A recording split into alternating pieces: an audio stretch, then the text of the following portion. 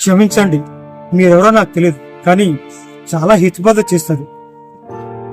మీరు ఆ అమ్మ గొప్పతనం కోసం చెప్తుంటే చిన్నప్పటి నుంచి మా అమ్మ నా మీద చూపించిన ప్రేమ గుర్తుకొస్తుంది.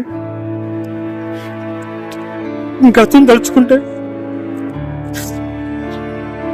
నాకు కన్నీళ్ళు వస్తున్నాయి. కొడుకుగా నా బాధ్యతను తప్పకుండా నెరవేరుస్తాను. నా భార్య అడ్డు చెప్పిన సరే, నేను తీసుకున్న నిర్ణయం అయితే మారదు.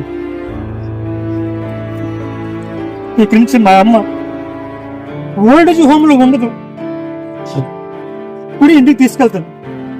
పదమ్మా, ఇంటికి వెళ్దాం.